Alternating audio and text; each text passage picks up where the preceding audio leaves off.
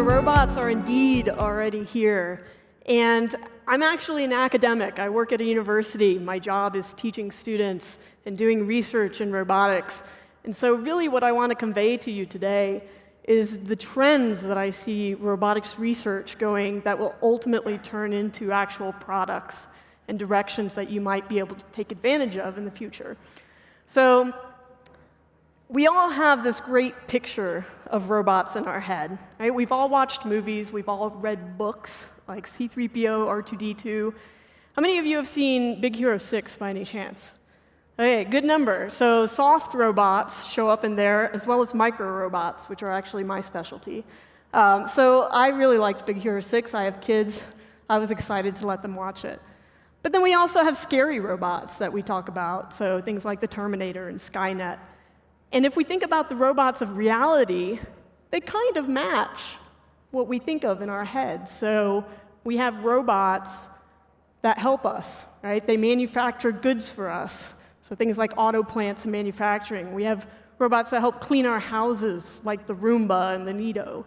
And then we have scary robots, like the Reaper, that's been flown over Afghanistan and a number of countries.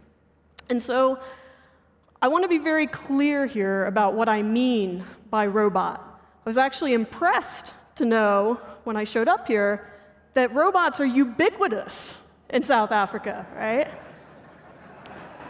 I'm not talking about traffic lights here. So what I mean by a robot is something that senses and perceives its world, makes decisions based on that, potentially with the input of a human, kind of like what we just heard about, and then acts upon that and moves within its world.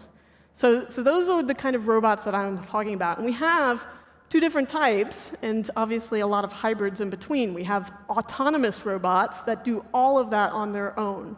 So that would be like the Roomba. So you just press go, it vacuums your floor, and then goes back to its charging base. And then you have teleoperated robots, where a human is actually a big part of the control. So that's like the drone that you saw earlier when you came in here, or like the Reaper in this picture. So there's a fair amount of interest in robotics as an exponential technology. And since I'm giving this talk here, I think it's pretty obvious that a lot of people think this way. But I think one of the interesting things right now is that the robots of reality are starting to get to the point where they have similar capabilities to the robots of our imagination. Right? And this is a problem that roboticists fall into a lot, is that people imagine robots doing all of these crazy things. Well, we robotics researchers aren't quite there yet, but we're getting there, and we're getting there very quickly. So to give you an example of this rapid pace of change in robotics, this is a video that came out of the DARPA Robotics Challenge 2 years ago. The finals were 2 years ago. And so what you see here is this Atlas robot that was designed by Boston Dynamics.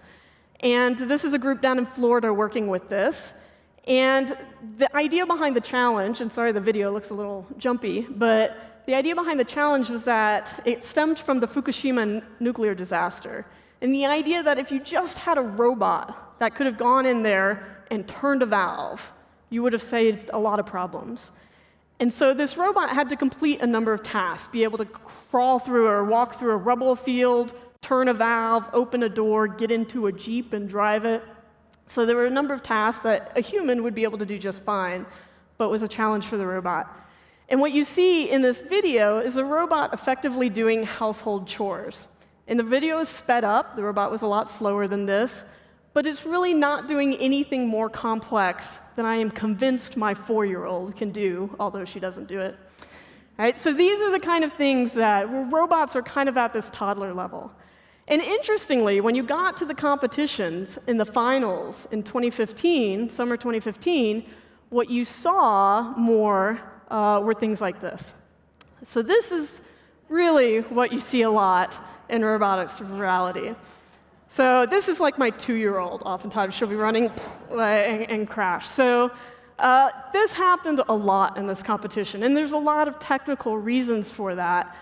But one of the things I want to make very clear to you is all of the robots that you see on YouTube doing really cool things, there is at least hours of footage of them doing stuff like this, right? Unless there's been painstaking tuning or it's stated otherwise. But this happens a lot in robotics, usually when your advisor is looking over your shoulder for a demo.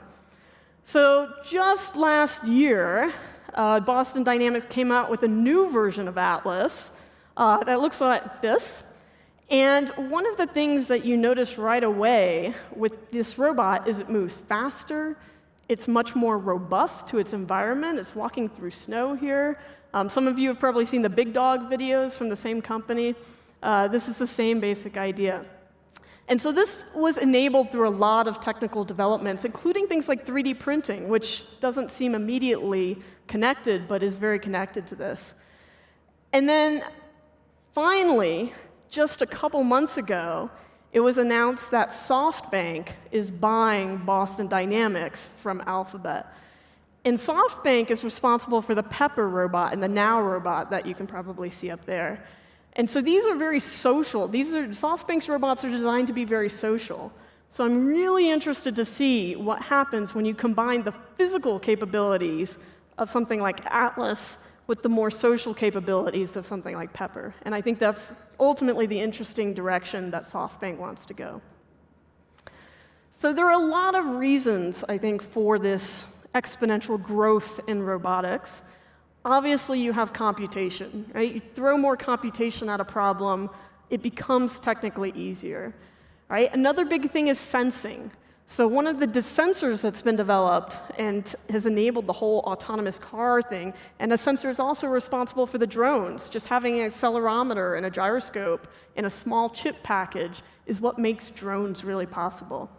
Autonomous vehicles are enabled by what we call RGBD cameras that also give you depth information in addition to the normal color stuff. So sensors have really helped push robotics forward quite a bit. They enable the robot to perceive its world much better. Right? Another big thing that is probably neglected a lot is the open source movement. So a lot of the robots, including Atlas that you just saw, actually has code that works on it that's written in what's called the robot operating system.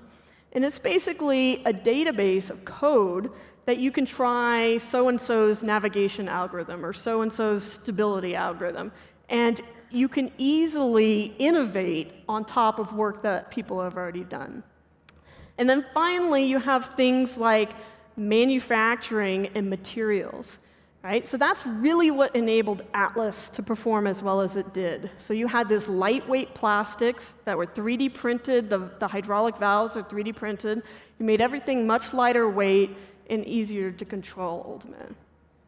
And then finally, markets. So robots have traditionally been the domain of manufacturing. We think of robots in manufacturing plants, and we think of robots for defense purposes.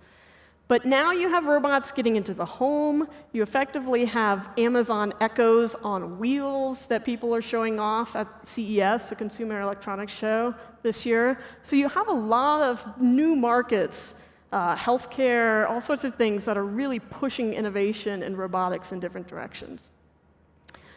So all of these things I view as adding to the capabilities of robots. First of all, making robots much more adaptable. And by that, I mean traditional robots work very well in what we call structured environments. I know exactly where everything is in my environment. But robots now are actually becoming much more capable about working in unstructured environments, right? Being able to move through a room like this seems simple to you and I, but is actually very complex for a robot. And then we have robots that are softer, safer, and much more social.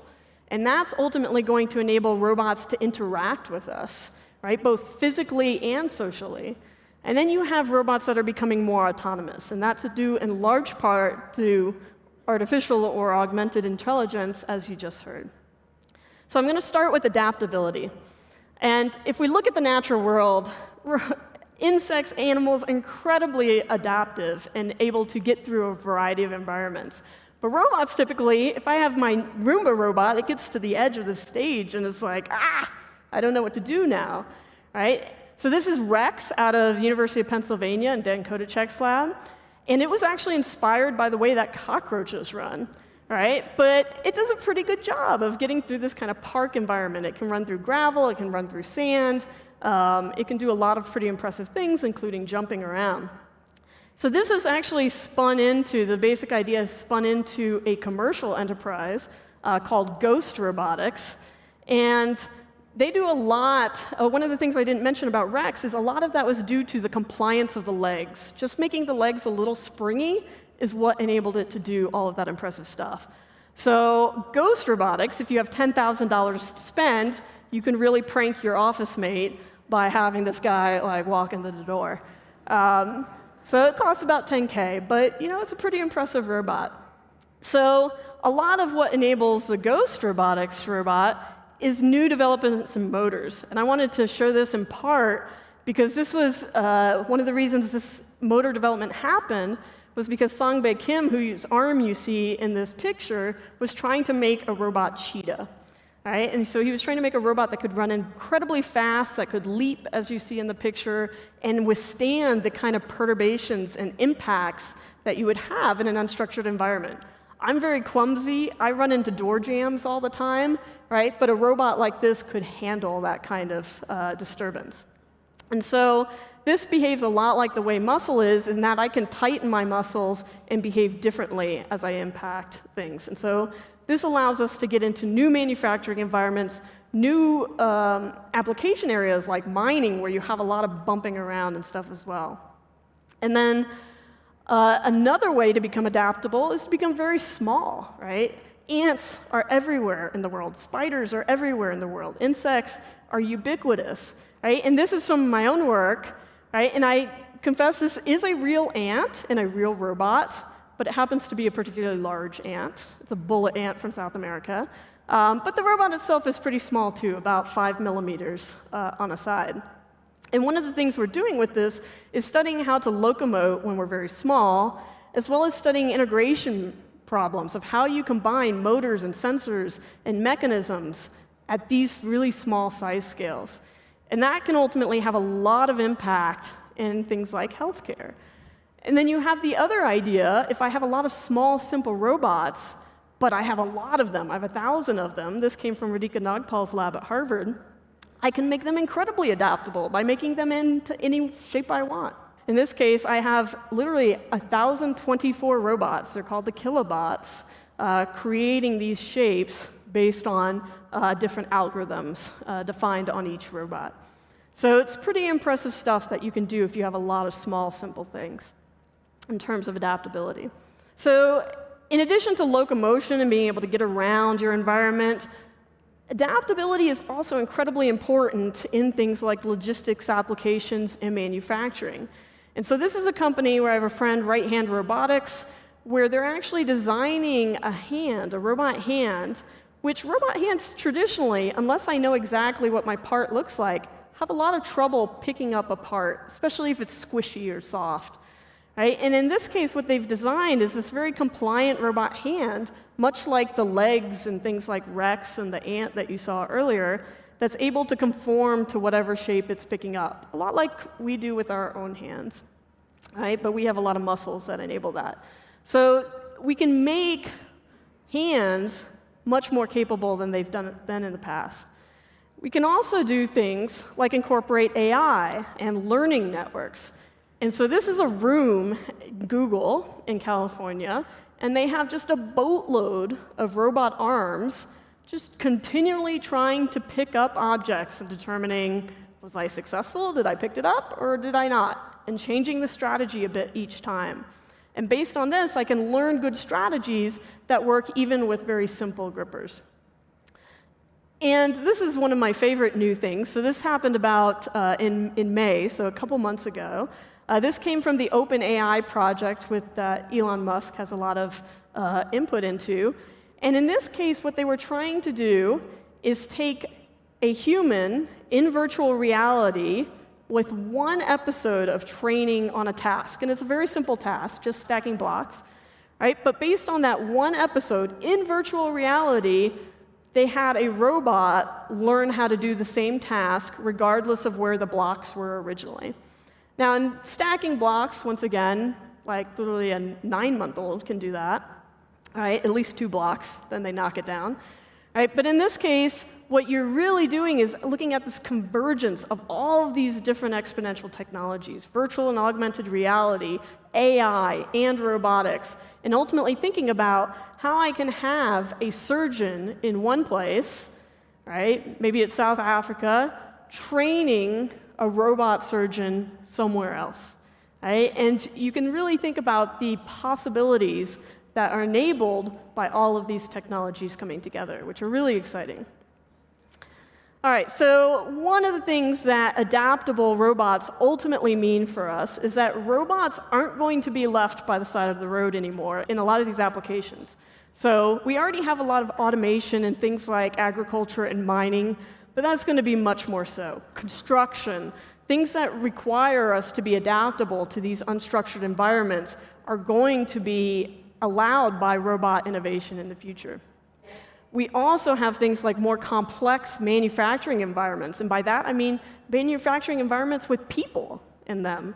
So the fact that I have a person working next to me ultimately will not be a problem for these more adaptable robots. So speaking of that, the question of can robots interact with people? This is the Tesla plant in Fremont, was just brought online in 2014. And what's the missing thing in this picture? People, right? There actually is one person, but she's wearing a red shirt, and so it's hard to see among the red robots, right? But these are big robots that actually have to be caged off from people, right? Instead of being at the zoo with the animals caged, right? The people are effectively caged off from the robots. And so ultimately what we want to do, if we want to augment human ability, if we want to augment human physical ability in things like manufacturing, we need robots to be able to work alongside people. And so this is Baxter, which you saw earlier. And one of the coolest things about Baxter is that this guy is actually touching Baxter, right? He's actually moving Baxter's arm, and in fact, programming Baxter what to do based on how he's moving the arm, right? A lot like you'd take your kid and you'd say, okay, you pick up your fork and then you stab it into this and you eat it, right? And you move their hand through the whole process. Like, this is how you can program a robot if you can touch it, right? So creating robots that are touchable, that can interact physically with humans, is a game changer in the world of manufacturing and the world of programming, right? This is actually a fairly low-cost robot at $25,000. But I can make things even more low-cost, ultimately. This one is about $20K from Universal Robots, and this is actually in a manufacturing environment. They're making medical devices. And the idea of being able to have people and robots located right next to each other, and in fact physically interacting, ultimately means that I can take a room much smaller than this, put a bunch of robots in there that are relatively low cost, put a bunch of people in there, and create my own manufacturing system, right? At much lower cost than has traditionally been able to. So you can actually have hardware startups now instead of just software startups. You can make things much quicker and easier with robots. And you can make them even cheaper if you change the materials that you're using and the actuation. So in this case, what you see is an entirely soft robot made out of fabric and air from Nubotics. And what you see it doing right now is going to start trying to draw a smiley face on this picture. And you see the problem with this robot. It actually draws a smiley face about the same way my 4-year-old draws a smiley face. One of those KUKA robots in the Tesla plant could draw perfect. They could draw the Mona Lisa, right? It would do an amazing job. This one does not do so well. Right? In soft robotics, though, this thing costs about $200. It's incredibly cheap. So if I can solve the problem of making these more precise and more repeatable, I can actually use that in a very low-cost manufacturing environment. And in fact, I brought some things here. This is becoming such a thing in the robotics world of creating these soft robots that we have these floppy systems. So this is a soft robot actuator that's made from the Soft Robotics Toolkit that you can look up online. So everything is open sourced, all of the designs. Molds are 3D printed, and then I mold this elastomer, this soft rubber, basically, into it. So you can see how it's soft and floppy, And if I inflate that with air, right, so you can see it's more rigid now, and it's curling up.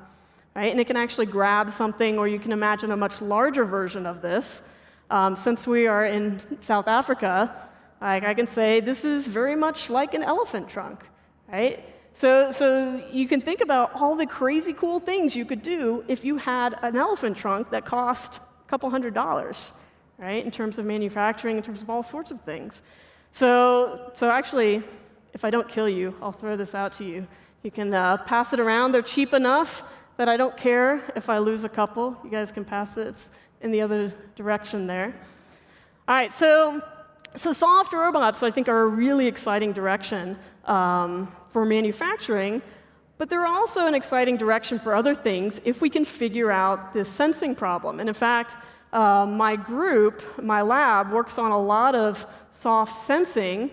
So I have some soft sensors right here. The idea is being able to detect kind of strains or pressures, but all with a very soft substrate that would work with these soft robots. Once I know where my arm is in space, I can make things much more repeatable and the like. So there's a lot of interesting work in this area happening as well. And it's good for things beyond just manufacturing, right? So we can think about soft robots. The real innovation is being able to interact physically with people. And so if I think of trying to teach a kid how to walk who has some kind of neural disability, or I think of trying to teach an elderly person how to walk after they've had a stroke, a good way to do that is through a robotic exoskeleton. But Iron Man is a little too rigid, right? If I take away the iron and add rubber, it's a much more inviting thing to wear, rubber or fabric. Right, so I can think about both augmenting humans in a manufacturing context and some other kind of work context, or I can think of the healthcare benefits of this. And ultimately, there's some incredible possibilities, but once again, enabled only once robots can physically interact with people, or people can physically interact with robots. But really, the key point, I think, in addition to these robots of our imagination being able to interact with us physically, is that they can also interact with us socially. And so you have a lot of really fascinating robotics research. This is older, from Cynthia Brazil at MIT, and she's introducing Leo here to Elmo for the first time from Sesame Street. My kids would love this. So he's showing, oh, Elmo, and you can kind of see the facial expressions that Leo's making, and I want Elmo. Elmo looks awesome, right? And so being able to pick up on these social cues, as you just saw, but being able to express them yourself as a robot is another huge part of being able to interact with people. Robots also allow us to show up in places where we can't otherwise go. You may remember the US government was shut down a couple years ago, so the NASA CIO had to show up on a telerobot, right? Telepresence robot, so it's basically an iPad on wheels. I used one during my maternity leave and ended up crashing into my students, so in part because it's missing arms, right? It needs arms in order to tap on people. I think that's one of the big innovations to happen there still. So my students were very scared. So if we look at some of the innovation in this area, this was a big program announced in February in the US called the Advanced Robot Manufacturing Initiative. And Maryland is part of this, a lot of other companies and universities. CMU is the lead, Carnegie Mellon. And really what I want to emphasize through this slide is there's a lot of interest in the US in taking robots that can work with people to basically lower the cost of manufacturing in the US and enable more complex manufacturing with human capital. So effectively, once again, extending and augmenting human physical capabilities. So soft, social, safer robots ultimately mean that robots can interact with you and I. Right? We can touch them. We can socially interact with them. And there are many, many implications of that, ultimately, especially around ethics and the like, and jobs. So finally, I want to talk a little bit about autonomy in robots. So this is enabled really dramatically by the artificial intelligence that you just heard about. But obviously, there's a lot of reasons why we might want to take a human out of the application, out of the particular environment, like texting while driving and the like. So really, the way that this is enabled is through the better ability of a robot to perceive its environment. I would also add understand its environment, but that's a somewhat loaded term. At least kind of parse into categories some of the things in its environment. So this is an autonomous vehicle driving down the street. This is what the algorithm would ultimately spit out. So you have things to worry about. So the person walking across the street, along with the vectors showing you which direction that they're walking in. So red, warning, pay attention to this thing. Orange with the car driving through. It's also able to know this is a car, this is a person. And then a lot of the clutter in the background, like the trees, stop signs, that sort of thing. Although it is able to detect this is a stop sign. Although there was some recent research saying you could confuse an AI by putting stickers on a stop sign. But there's some subtleties to that particular experiment. So anyway, the idea of being able to perceive your environment is really, and through new sensors, through new algorithms, is really what has enabled this whole direction of autonomous vehicles.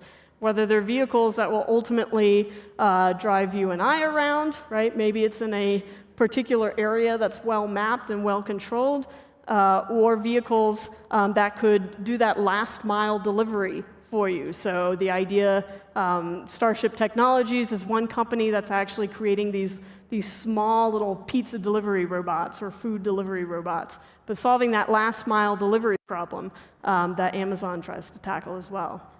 The way Amazon tries to tackle that, in part at least, is through drones. Right? And this is often the direction people start thinking of when they think of robotics. And you just saw a drone here. We're going to get to see drone racing in the future, so creating an entirely new category of sport. But drones have incredibly useful applications, especially in areas where infrastructure, traditional infrastructure, is hard. Right? So Maryland's actually affiliated with this test site in southern Maryland, which is, there's a Chesapeake Bay is between DC and southern Maryland, and flying medical supplies across, for example. Agricultural applications, attaching a hyperspectral camera to a drone and understanding how your crops are doing at any particular time, what you need to be doing to them. Right? There's a lot of stuff there. Inspection. I get a lot of questions from energy companies about using drones for inspection tasks, and this is a whole area that's starting to come up in great detail. And then this is one of the examples that I like from the African continent. So this is a friend of mine was a technical advisor for this company called Zipline. And what you saw them do right there is package up some blood. And they put that carrier on this fixed-wing drone, so it looks like a little airplane, basically, and launch it. And the idea is being able to solve some of the infrastructure challenges, leapfrog some of those infrastructure challenges with drones, and be able to drop off your cargo at its destination. It deploys a little parachute, right? And there goes the blood, basically being dropped by the medical supply where it was needed. And this is deployed. This is actually happening right now in Rwanda. Right? They actually launched this. One of the cool things, one of the reasons it's called Zipline, is if you see the landing right here, it actually gets caught by a little line there. It's like landing onto a carrier. And they do this so they don't need the infrastructure of a runway even. Right? They can just launch this thing and capture it when it returns. They have all these fancy designs, fancy architects that they've hired to create these drone depots at various locations as well, which is very cool. So another approach to that is using Matternet. So Matternet is a company that came out of SU's Global Solutions Program, which is a summer program. They're also doing medical supply deliveries in countries like Malawi, and also in some European countries like Switzerland now, I believe. So there's some really interesting, in this case, they're taking the quad rotor type approach, which is the drone you saw earlier, right? But really interesting applications if I can take these semi-autonomous robotic systems, and these are almost entirely teleoperated in some fashion. There might be some autonomous capabilities, but take these systems and be able to use them to basically help people where they need help and at the location where they need help. And you don't need all the logistics that you would need otherwise.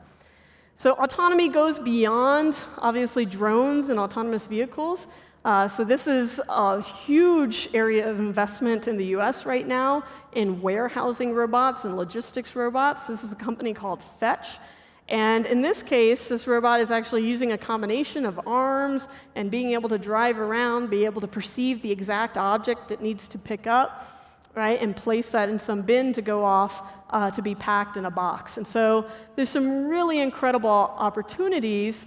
Amazon's pursuing this in terms of logistics and warehousing that are enabled by these autonomous systems. So autonomous systems really have a lot of implications in a lot of different areas, right? Everything from warehousing and logistics, autonomous vehicles, but also some interesting areas like medicine. So autonomous surgery, the idea of being able to have a robot do everything or a lot of the work without the surgeon's input. So I have a colleague who's working on this area.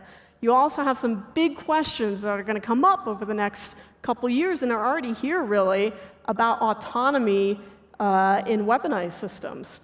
Right now, there's a guy in a lazy boy who's directing that thing around. But once you add autonomy, you've opened up an entirely new can of worms. Right? But autonomy means that you're going to be able to do a lot more with robots in these unstructured environments without the input of people.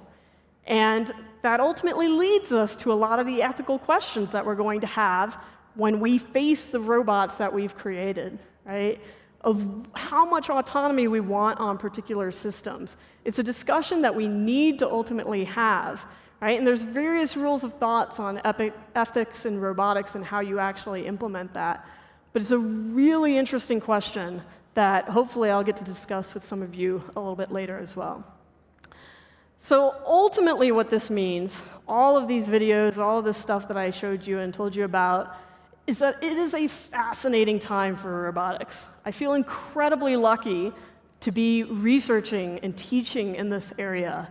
Right? We're going to have adaptable robots that are able to get through more unstructured environments, that are able to adapt to unstructured manufacturing environments. It's going to open up an entirely new way of what applications robots can participate in.